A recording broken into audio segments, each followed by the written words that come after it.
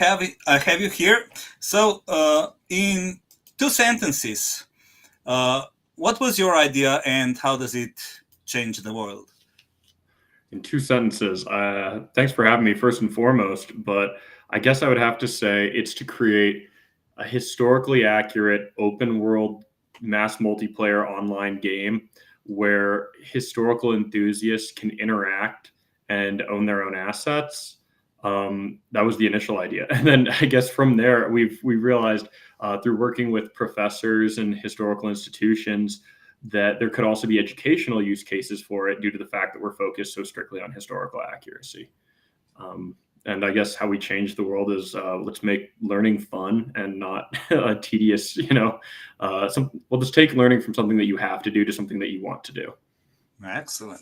So, can we see something of it? Can we try it already, or how far is it right now? We there are certain aspects that are playable. For example, we have currently available for closed testing is a little gladiatorial combat demo in an arena. Just one-on-one combat. Nothing too complex, and we've been using that to really refine the combat system. Hitboxes, the range of weapons, distances, spacing, movements, blocking mechanics, things of that nature. And then we do have more features in development, but as of right now, that's the only one we've sent outside of the company to anyone. And even then, it's been relatively closed testing. I'm happy to share out the files if anyone's interested in providing feedback and helping us refine what we're working on. We always try to work hand in hand with the gamers, so that way we provide them a product that they're satisfied with, and we still have time to remedy or make any corrections instead of waiting years of development down the line and releasing a final product. Other than that, we do have some information available on our website for gameplay footage or screenshots of environment. Our Twitter account or X account is generally shares content every day or every other day related to gameplay images, and other than that, kind of engages with the historical nerds that we're making a game for. So I think those two would probably be the best two platforms to find more information. Okay, we'll give the links in the LinkedIn and YouTube, and just to see the time frame of this. How long have you been working on it, and how long do you think will take you to make this? I don't know, the really completely functional version of it. Well, we were founded in 2022, and I'd say once we got all the paperwork started and contracts, funding secured, we were really able to really start pushing on it around August of 2022. And I think our biggest breakthrough was last September. So we finally had the combat system ready to present. And since then, we've been working more on the environment, more on character models that haven't been unveiled. There's a good amount of stuff in the works. We're trying to find a way to uh, do some sort of like community engagement event here in the near future that we haven't announced yet. But as far as full title release, I think we're probably looking at late 2026 to 2027 for a complete game. However, our approach is much more like sending out small features like, hey, what do you think of the new market system? Play around with it and give us feedback, and we'll update what's released as we go, but we still will withhold some of the more large scale implementations for the full title release, which we haven't confirmed a date yet. I think we're still a ways out from announcing that due to the fact that then you have a very firm deadline. That's when the 70-hour weeks really start happening. But I think people could expect to have a full title release in 2026 or so.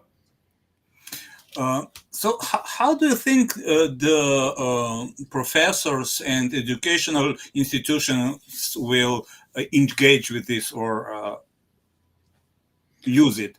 Yeah. So on that side, we're looking to create more of a virtual field trip or like an interactive documentary experience than a traditional game. If you notice, Gen Z plays video games at a higher rate than any previous generation. And if you look at the number of history majors graduating college each year, it's been in decline. So you have decreasing interest in what I think is a fascinating subject.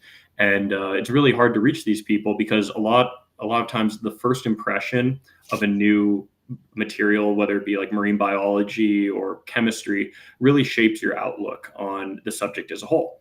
So if people are able to attend history museums in person, we all loved field trips back in school. So, but a lot of the people, we don't have access to world-class history museums, especially that cover the time periods we're studying. So Mhm. what we're trying to do is create a virtual pixel stream service. So therefore, you could engage anytime, anywhere, as long as you have an internet connection, and really have like a meaningful cooperative experience alongside other students, achieving missions such as like designing an aqueduct or studying how ancient Roman plumbing or public baths received water could be an example, or how the Senate functioned. You could partake in senatorial debates and elections, and really interact with like sport in Rome. How Rome was one of the first instances of extreme sport hooliganism, similar to football today. So you can see how certain things are innate human aspects in society, and how Rome set the precedent for a lot of modern day Western society and government, and really see that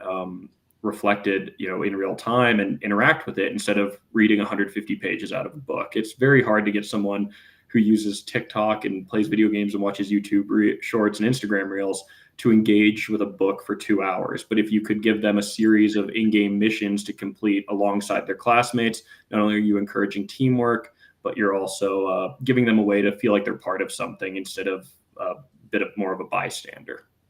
That's totally different perspective than it is right now, because I really I have been a teacher, a high school teacher, and I really don't like what is in school system right now, that we are competing for grades, competing for uh, spots in the faculties and things like that, instead of Mm-hmm. working together. And what you're talking makes a lot of sense and brings totally different paradigm to this. And I hope it will work, and it will be great and greatly accepted. Well, thank you. That means a lot coming from a teacher, because I have family members who are teachers, but I've never taught myself. And I know education's changed a lot in the last 20 years. When I was in school, when I was 10 years old, we had the projectors with the clear sheets that you'd write on with a marker. By the time I got to high school, we had interactive smart boards, which are like digital whiteboards essentially.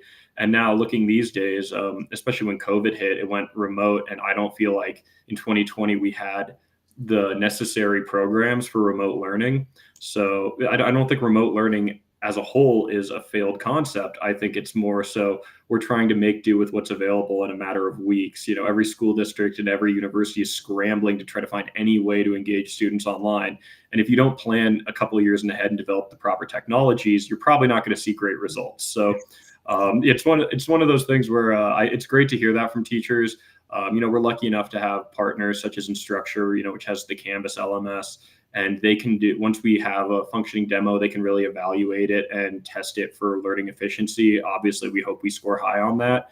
And if not, we got to go back to the drawing board and restructure some things in order to truly help inform students, because an educational technology is only useful if it increases information retention and student interest, and it's reflected in the grades and student performance. So we're not just trying to build something that's like a fun, relaxing way for students to get easy A's. It's more so, how do we build something that students want to go above and beyond? You don't just, we all read a book in school that we loved. For me, it was To Kill a Mockingbird. You're supposed to read 3 chapters by Wednesday, and I finished the book. It's one of those things where you just love the book and you keep reading and you're very excited about it. Mhm. But how do we create that sort of atmosphere when you have students who are more technologically adept and capable than ever before, and to the point where it probably surpasses the educators in most cases? I just have to let my cat back Oh, in. not a problem. Quality control.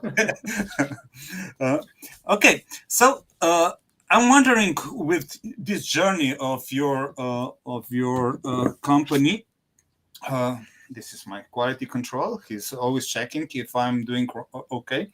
Uh, so, how big is your team, and if you would start again, would it be something different, or do you think it will be probably the same as you have done this Mm-hmm. far? Yeah, well, our team is relatively small because we use a lot of partners and freelancers to try to keep overhead down. For example, we don't have like full-time animators for character models because there's no point in having a full-time employee if you only need them 1 week out of the month or so to actually do anything. Mm, So full-time core, we're looking at 4 people. As far as total development team assigned to it, generally we're around 15 or so plus marketing. And then looking back on the journey, yeah, I mean, there's certain things you do wrong or you've done wrong, and you would like to correct them and avoid making those mistakes, like misappropriating funds in a certain moment into a certain, initiative. Okay, well, what do we need as far as like maybe a blockchain implementation? Then realizing, well, we really didn't need that for another 2 years, so we could have more effectively used that money.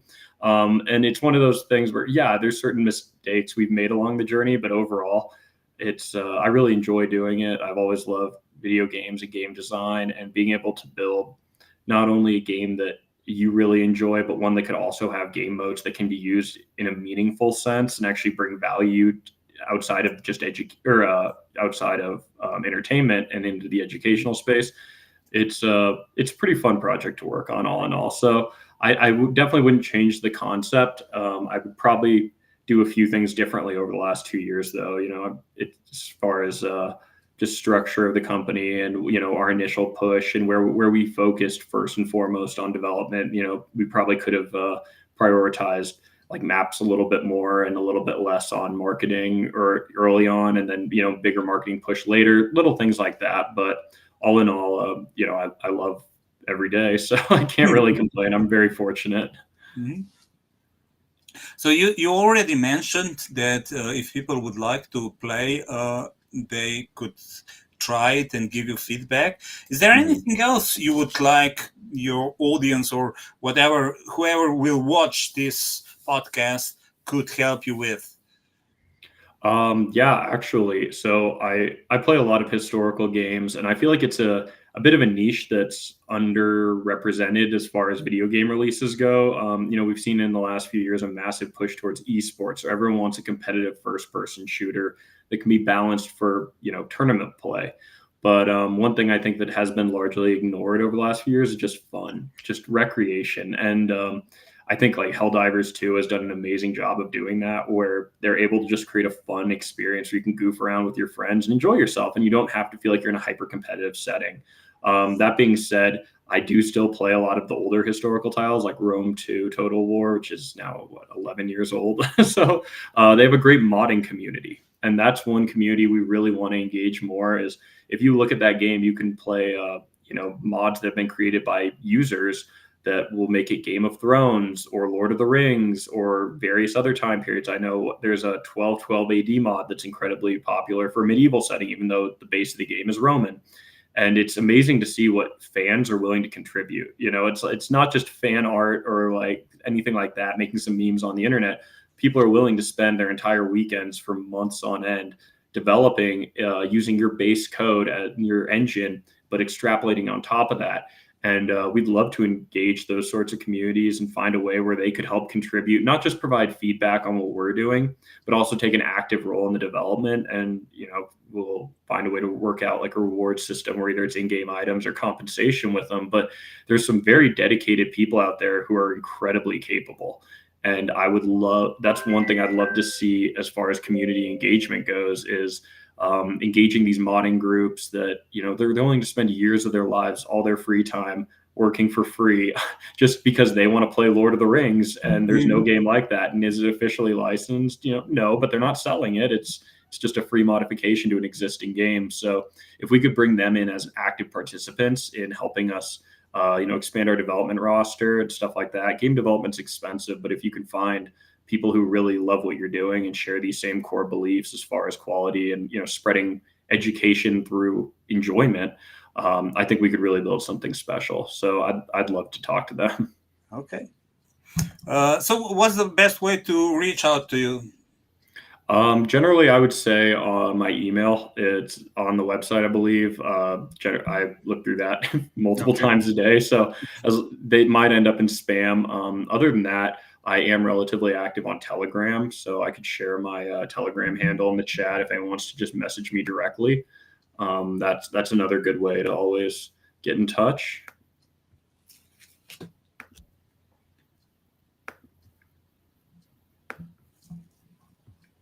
Is just a quick question? Is the private chat viewable to the entire audience, No, or okay, let's do it later on the okay, exact on the event, so it perfect, will be there. Uh, excellent. Another question: does artificial intelligence interfere with you, or how does it help you or change things that you are doing? Yeah, artificial intelligence is obviously the hot topic these days. Everyone wants to know what can we do with AI across even traditional industries like logistics and shipping. They're still trying to find ways to use AI. Everyone wants AI, and the nice thing about AI is it does drastically increase the productivity as far as development goes. We've found some teams that are really able to provide shortcuts. It might not necessarily generate code, but it will certainly condense code and edit code for us and increase our productivity drastically. Also, what we're looking at doing as far as education goes is an AI powered, essentially like a voice chat bot within the game for studying. So this way you could upload into an LLM with very strict guardrails, all the course materials and the readings, professors' lecture notes, anything like that, and you could ask a question to it. And instead of drawing from the internet like ChatGPT will, it'll draw strictly from the course materials. So if you're asking like, why did Caesar cross the Rubicon? It will answer according to what the professor wants you to learn, because we all know there's certain historical events where there's multiple sides, a little vagueness, like each professor has their own idea, and we don't want you to memorize and study the wrong materials. So that's one way we're trying to implement AI is you can just have a conversation with Caesar or Marcus Aurelius or someone like you could find like uh, any of these historical figures. Ask Hannibal what it was like crossing the Alps, and he'll give you the account. And that way you can concisely interact with AI to increase your studying, or not Marcus Aurelius, Marcus Attilius. I'm pretty sure he's from Gladiator, but you can increase your efficiency studying, and therefore, reduce the time spent combing through pages of notes. You don't have to look through hundreds of pages in a textbook. You can just interact in a manner, but simultaneously, it doesn't write your papers for you. It will not help you on the test itself. It'll just help you review. And I think that's one big concern in the education community is I've spoken with current college students, and they said, I could quite frankly do nothing this semester and use AI for everything. If I really wanted to, I could do very, very little. And that's a horrifying prospect when you're talking about future doctors and lawyers. It's like, did my lawyer actually read anything, or did he just have a paper written by AI? That's terrifying. Is my surgeon actually qualified? But so what can we do as far as helping people study and, maybe like review for the bar exam for legal certification, but not give them the answer? You're just more conversing, and that way it's like 24/7 access to your professor during office hours, and less so of a tool to just get the answers immediately given to you in a paper format that you can copy and paste and submit. So we're definitely looking at ways of using AI.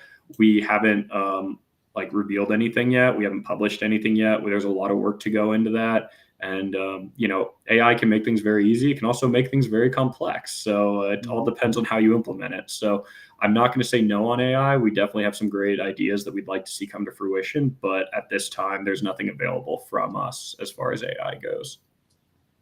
Excellent. Yes, but what you have been talking right now about talking to these historical persons and debate with them, it makes me chill.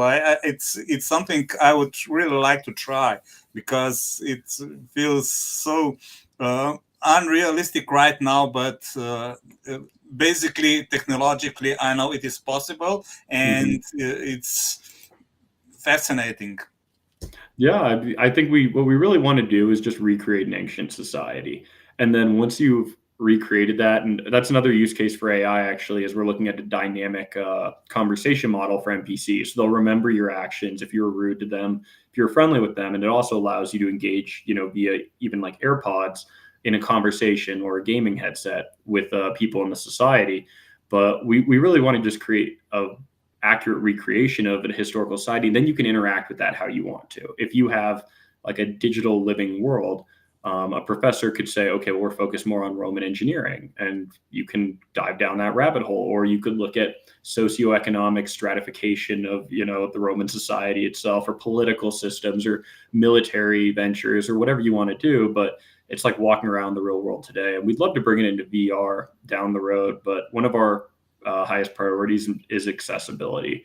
And in order to truly render a large map in VR, it's very reliant on local hardware and a local install, which I don't think it's really possible to tell every student they need a $3,000 plus computer in order to run the game. So because of that, and we're using pixel streaming, so you could run it on a Chromebook, we're going to need to push VR off further down the line. But that is something I'd really love to see come to fruition, is a full VR immersive experience. Mm-hmm.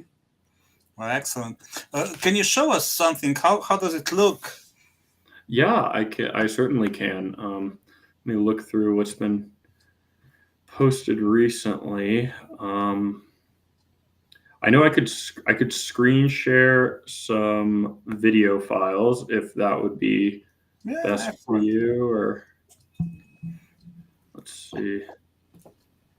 I'm just combing through our Twitter posts recently. I know we should put out a good amount of game content there. So if you're able to see the image here, we're still relatively early on. We still need to optimize further down the line. But as of now, we're looking a bit like this. And let me see if I can find anything that's directly game footage.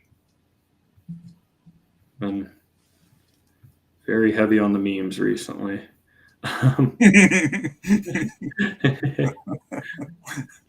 A lot of memes, apparently. Okay, that's part of it, part of the game. Yeah, we do a lot of community engagement such as this, where we walk around asking questions on the street and things like that. We're very much trying to connect with the community as much as possible. But for example, here's one of the landscape photos where we're looking at how we can try to build like an accurate Italian countryside, and then from there scale with Rome. What our plan is for the development of Rome itself is a chronological historical build. So Rome would start out as a small city state, and then over time we reinvest back into the game and continue to evolve Rome into the massive multinational, multi-continental empire we know it of as its peak. But for now, we're trying to keep things a bit more toned down in order to not overload the developer team. We do have plenty of landscape screenshots, things like this. I don't know if we have any combat footage on this tab or on this page. I thought there was a bit more, but I can definitely share some of the footage to you, and we could try to add it later.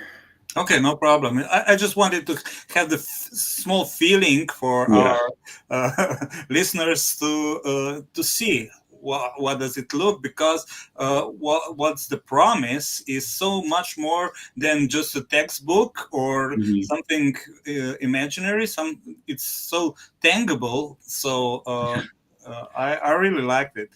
Well, yeah, there's nothing better than showing, so it certainly is better than describing. So I can definitely send you some images and some video capture that we could use, and also I could try to see if I could post on LinkedIn. I'm not sure if LinkedIn allows you to comment video or not, but I can look into that. Yes, I think it can be. Yeah.